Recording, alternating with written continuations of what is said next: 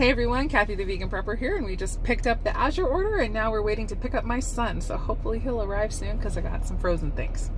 Vegan Prepper, Vegan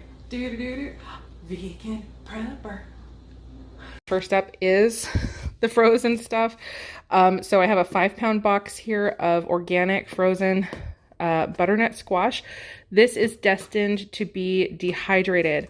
I'm going to experiment with making a squash powder from this. I'll dehydrate it and then powder it. It's going to be my first time, weirdly enough, purposefully just dehydrating to make a powder. I have powdered some of my dehydrated goods in the past, but not, you know, like intentionally from the beginning. I'm wondering if I can turn this into like pumpkin puree type thing or something. Anyway, I'm going to be experimenting with that. So, also I also got a 30-pound box of frozen blueberries, organic. So these are going to go into my chest freezer.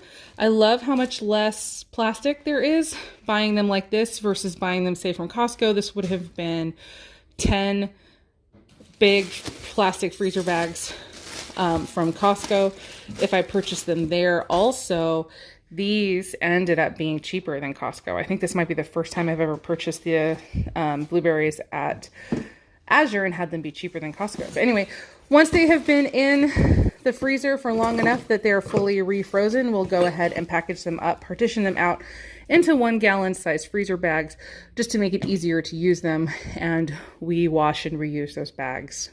I have bags in this house that are older than like some of my kids. All right, cool. I'm gonna get these into the freezer and then we'll start in on the rest of the haul. All right, there was no room whatsoever for the squash in my freezers, so I ended up having to get an early start on the video I was planning on making of dehydrating that squash. Watch for that in a few days if you're interested at all to see what just over 17 cups of frozen butternut squash will look like once it's dehydrated. I'm also kind of doing some information gathering here before I choose to purchase the 20 or 25-pound box. I can't remember which one it is on the website. I want to see what am I getting into, how many trays will I need, things like that. Like before I launch into another big dehydrating project, I'm just kind of gathering a little bit of data here. But yeah, I'm going to go ahead and get back to the haul. I just thought I would mention that the squash dehydration video is coming soon for anybody who's interested in that. As usual, here is a shot of the full haul for anybody who doesn't have a lot of time. You can just kind of look and see and zoom in and just sort of go about your business if you need to, and that's fine. Thanks for stopping by. For everyone else who wants to hear me talk, probably at length about a lot of these things, let's go ahead and get right into it. First off, I got a 40-pound box of organic onions. Most of these are destined to be cut and frozen. Some may get dehydrated, but mostly I'm planning on freezing them. And yeah, I just find myself having a lot of bad luck with onions in stores lately. I'm hoping that the ones from Azure will be higher quality, fresher, better, maybe, hopefully. Cross your fingers. I'm just having a lot of trouble. When I buy my onions in the store, half the time I cut into it and it's already rotten inside. I don't know if anybody else is having those issues or not. I'm having issues with potatoes as well in stores. So I'm very happy that these were in stock this time around and I got myself another 50-pound box of potatoes. Organic from Azure. It's also really hard for me to find organic potatoes locally. I don't know if anybody else has that too. It looks like we got a nice mix of sizes. Last time I ordered the 50-pound box of potatoes, pretty much all my potatoes were this big. They were all like egg-sized, like seriously. If I have a whole bunch of egg-sized ones again, I'm planning on making, there's like a vegan version kind of deviled eggs, so these are perfect for the season that we're in, where you obviously don't use eggs because they're vegan, but you kind of scoop it out and then mix it up and flavor it like egg yolk type thing, put it back into the skins, and then you have a deviled egg type appetizer. It's actually quite delicious. So those, like some of the smaller ones, are definitely destined to be those for Easter, but overall, if you end up with a ton of tiny ones, what I did last time, a lot of those, I just scrubbed them, cooked them in my Instant Pot, and then froze them whole. So those little potatoes were great for, and I actually still have I found a bag of it when I was clearing my freezer for the blueberries. I found a bag that I still have. And I'm excited about it because I just toss them into soups. I can rebake them in the oven. It doesn't take quite as long just from frozen, and they come out absolutely delicious. So anyway, that's an idea for a bunch of tiny potatoes if you're like, what on earth am I doing with those? There you go. There's an idea. Okay, moving on. Excuse me. I got 5 pounds of organic elderberries. I'm pretty sure this was the most expensive thing I got this time around. I just want to make absolutely sure that I'm stocked. I don't know. I keep running out when I'm buying it at 1 pound at a time. So I just want to make sure I have a lot on hand. Around Christmas time, I made a bunch of these. I have 2 left. But these kind of pre-made elderberry syrup kits with little recipe cards inside teaching people how to make elderberry syrup out of, you know, what's inside of the jar. They were universally adored. I got so many messages from people saying that they made them. It helps them through colds, and they loved it. So I highly recommend something like that for gifts. If you have anything coming up where you need to make a lot of gifts, maybe a ministry gift at church, like if you have a team of people you need to give gifts to, or maybe for teachers, right? End of school's coming up, or whatever thing. It's really nice to have elderberries on hand to do stuff like that. But yeah, just make sure you have enough and don't run out of your whole stock. So coming back here, I have 8 pounds of garbanzo bean flour. I love it. I keep meaning to start just grinding my own chickpeas. I just don't. I'm just buying the flour for now. I have on the channel a couple of videos about my better than I thought they'd be breakfast bites. It's a savory, delicious vegan breakfast thing. The texture reminds me a little bit of masa, almost like the outside of a tamale. It's definitely not an egg thing, but it can kind of replace that. It's like a really good savory breakfast idea that does not use any soy either. I will link those videos down below. There's one that shows the bites, one that shows it make it into like a quiche type thing. And we love it. And this is one of the main reasons, or one of the main ways that I use garbanzo bean flour in our lives. But I also have seen Fairyland Cottage use garbanzo bean flour for washing her hair. And I'm absolutely going to be trying that as well. All right. Next up, I have a 25-pound bag of organic mung beans. We're just basically almost out of our bucket of mung beans, so I'm replacing them. I love mung beans. We love them. They're great. They only take a few minutes to cook in the Instant Pot. It's like 5 minutes or something. Obviously there's more with coming up to pressure and then coming back down from pressure, but overall it's a very fast bean to cook. And obviously that also means it's a very fast bean to cook, like on the stovetop. So this is great to have on hand.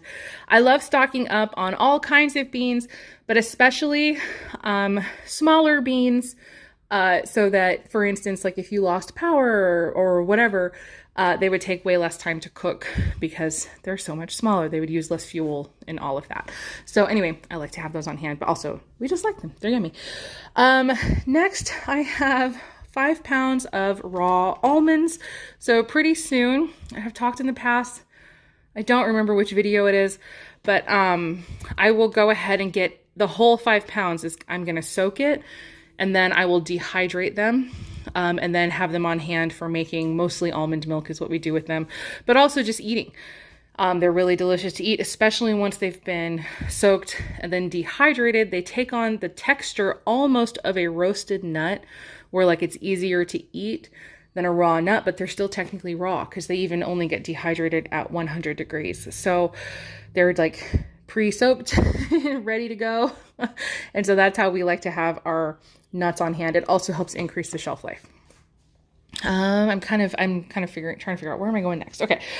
I have 3 containers or bags, I guess, of this Missy J's carob almonds, 6 ounces. So these are Adam's Valentine treat from me. He's allergic to chocolate. He loves carob covered almonds. Whole Foods used to sell them in the bulk section and then got rid of them. It's like years ago, back when Whole Foods was good. But they got rid of them. So Sorry. And I'm like so ridiculously thrilled that Azure is offering a carob covered almond. So yeah, these are his treat for Valentine's Day. And so yeah, I'm gonna have to hide these as soon as the haul is over so that he does not see them. And now I just realized they're in the thumbnail, so I don't know, whatever. I don't think he pays that much attention. All right. So I also got a pound of milk thistle seed. This is just sort of for general health. This is a great one to have on hand, especially for any kind of liver problems, any kind of issues like that.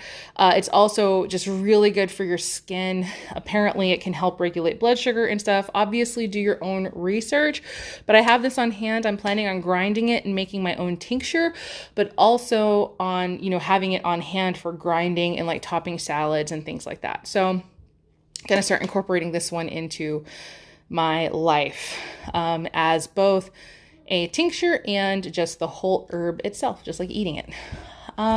Next up, we've got a 3-pack of the Dr. Bronner's Castile soap in rose. Last time I believe I bought unscented. I just really like rose. I love the smell of rose. Rose is one of my favorite smells, scents, tastes. I love it. So I'm not that you eat this. I'm just saying I just really love rose. So I decided my next 3, I decided, you know what? I'm going to go ahead and get the rose scent just because I like it. So anyway, I have those on hand for kind of like refilling our, what is it called? The foaming hand soaps. Oh my gosh, you guys, it's been a really long day. Foaming hand soaps. And also to keep on hand in case, like I was mentioning, if we ever lost water, if we ever lost access to water, you know, whatever. These are suitable for gray water systems. So like if we were washing dishes or doing anything like that, we would be able to then take the water and dump it onto our plants and our trees and stuff to hopefully keep those going.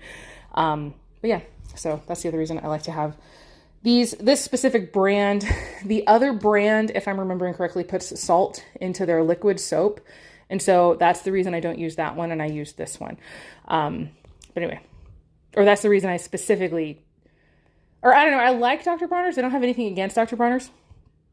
I'm saying the reason I do specifically stay away from the other one is the fact that they put soap into theirs, or salt into theirs. And so, yeah. Anyway, okay, moving on. 5 pounds of mini chocolate chips. They are not marked vegan or dairy-free or anything, but when you look at the ingredients, there is nothing in here that I can see that would not be vegan. It's even organic sugar. So yeah, I don't know. So anyway, I get those. Mini chocolate chips are insanely expensive in the stores.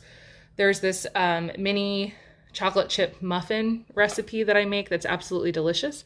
And so I have these on hand now for making some more mixes of that one.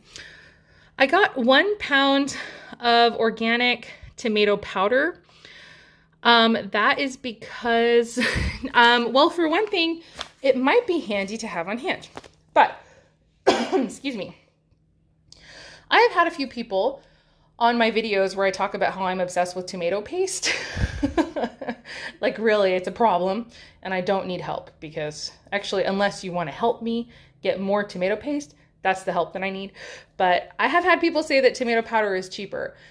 I personally cannot imagine like a universe in which that is true.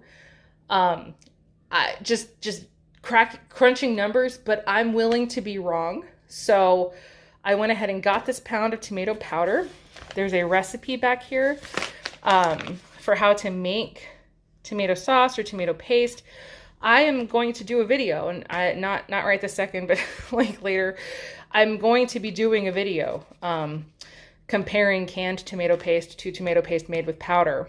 I'm going to compare the cost, the taste, all of that. And so, yeah, that video is coming to see, is it true that tomato powder is cheaper? If it is, then I will start stocking up on tomato powder. And I just want to make sure everybody knows about it too, if it is. So, yep. That's coming. So this was for research purposes, and yeah, we will see what happens. All right.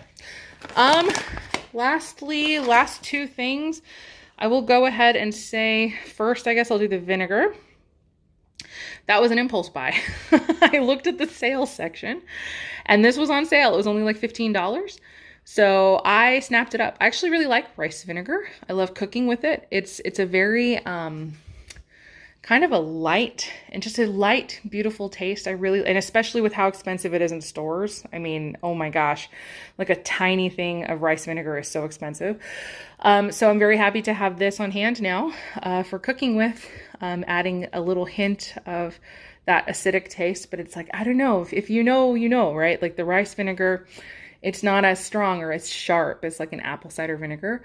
It's just nice. So I really love it. And so we have that on hand, and it was an impulse buy, but I'm happy about it. So last thing is my 5-pound bag of nutritional yeast.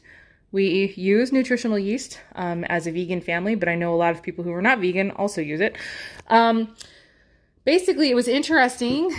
I used this faster than I expected to. So the last batch I had lasted me almost a year. This one we've gone through like a little faster. I actually have a whole video where I talk about labeling my buckets with tape and a lot of this is part of it. So this is pretty much, it's almost completely empty. 1 5-pound bag of nutritional yeast will fit in a 2.5 gallon bucket, or is this a 2-gallon bucket? I don't know. I'll put it on the screen, whatever it is. And so this is the size container that will hold that bag. And so it took us a little less than a year to use it last time, but now I feel like we've used it even faster. And part of the reason for that is likely this book. So enter the giveaway. Again, it's a secret. Don't talk about the giveaway in the comments. I'm putting details on the screen right now. But one of my subscribers actually, thank you so much again. I don't know when I'm going to stop thanking her because I'm still so ridiculously grateful. She actually sent me 4 books. And I have not given enough time and energy to these books. But these 2 I have actually begun to use. These are 2 of the books that she gave me. She is right. They're amazing books. We've gone through a lot of nutritional yeast making the cheeses out of this one. This is a truly delicious cheese book. Cheese is one of those things that vegans have not quite gotten yet, I freely admit. But this stuff is like the closest I've ever found. This is incredible. We've made the mozzarella so many times at this point. Last time I made it solid and we put it on the pizza, and I cannot recommend enough the mozzarella. We've made the cheddar that was ridiculously good. I've made the macaroni and cheese dry mix, ridiculously good. There's several options for using like beans instead. It's just ridiculously good. I love this book. So this is the book that I'm planning on doing for the giveaway. However, it's going to be winner choice. I'm not giving away both books. I'm just giving away one this time. But for instance, if you could not care less about dairy-free cheeses, because I know a lot of you watching are not vegan, and that's fine. So here's a different vegan book that you might like. No, I'm just kidding.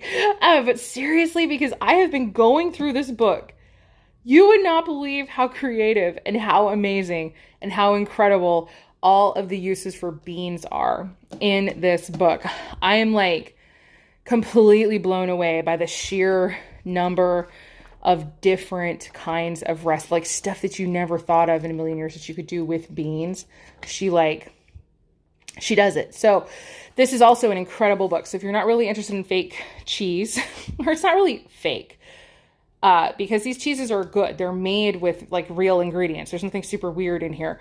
But you'd be more interested in learning ways potentially for using up your dry beans, things like that, then you could choose this book instead. So winner will get one of these books, basically. Follow the instructions that have been on the screen this whole time. I've been just talking your ear off, and hopefully you win. I look forward to, I don't know, to sending this to somebody. I don't know. I just love you guys, and I want you to win things. So that's it. For the haul this time, hopefully you guys liked it. You got something good out of that. Thank you all for your support and your kindness. And yeah, I guess we'll see you next month. I got a lot of stuff to put away now. Even though I'm already tired, I'm already tired. It's from lifting all of this stuff. Anyway, all right. So I guess we'll see you next time. As always, I hope the rest of your day is good and your life stays wonderful. Thank you so much again for watching. See you later. Bye. Oh, do you want to see my seeds? I'll make my seeds the goodbye end screen. Look at that one's growing up. It is growing up. Wait, what is that? I actually am not sure which one that one is. We'd have to look at the paper.